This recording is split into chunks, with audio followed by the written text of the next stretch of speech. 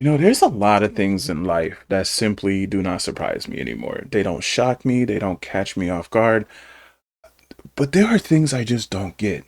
It seems like having millions of dollars in the bank, working for an NBA team, being a coach, being a player, when is enough enough? Like, do we ever get enough of anything? You know, NBA gambling and rigging investigation is going on right now, and 30 people just got arrested. The notable ones that we're talking about is Chauncey Billups, who is a head coach at the Portland Trail Blazers, and of course, he played in the league as well for the Detroit Pistons, and the Denver Nuggets, I believe, or Utah Jazz, one of the two. Um, Terry Rozier, who's a player, he actually plays for the Miami Heat. Damon Jones, who was a former player and coach as well. These guys were rigging poker games. Are you serious right now? 30 people got arrested for rigging poker games. By the way, all these people are millionaires. So let's not forget that little tidbit, right? So, nationwide operation to rig underground high stakes poker games, stealing millions of dollars from victims. They used sophisticated and high end cheating devices. They tampered with shuffling machines, special glasses and contact lenses to read pre-marked cards, x-ray table to read cards that are face down so they know exactly what it is. Kind of luring people in and kind of calling them, the fish, as they're going to lure the fish in to play alongside pro athletes and all that stuff while the cards are face down.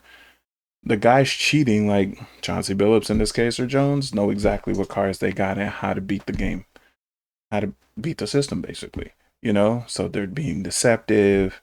The dealers, giving everybody face down cards, and they were all in on the scam. This is bad. Like, seriously, having millions of dollars is just not worth it to you. It's not enough. What more do you gotta scam people? If you guys are NBA fans, I'm not the biggest basketball fan. I'm truly not, but this is shocking to me. Like, how does this make any sense to anybody?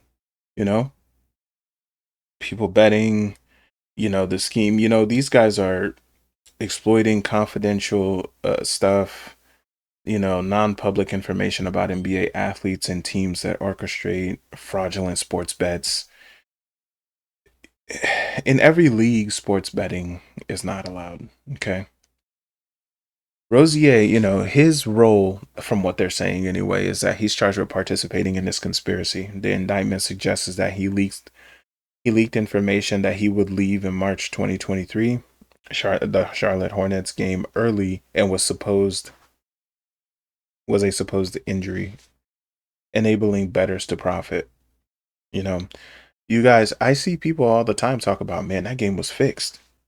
There's no way that is real. Like, you guys got to realize the NBA is deciding for this to happen, or these people are setting this up. This dude is supposed to be injured. Like, all these things are supposed to happen, right? Now we're seeing people being indicted and actually being arrested for fixing certain things.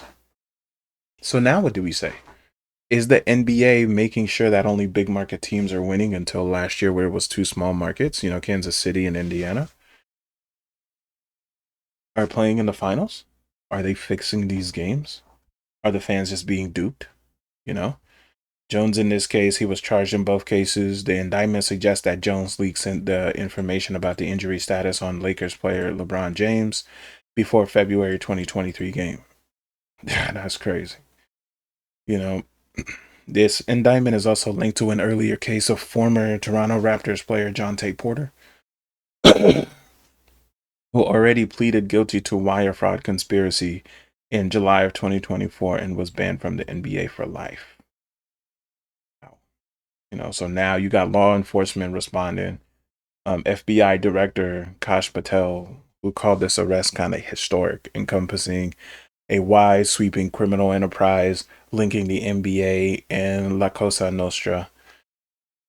Um, I don't know if any one of you guys watched the whole podcast with Kash Patel when he went on Joe Rogan's show, but he lied to Joe Rogan dead in his face for 3 hours. Kash Patel is a hard guy to actually listen to and take word from anything that he says, man. And, I didn't have that judgment on the guy before he went on Joe Rogan because it's not like I know him. I don't know him.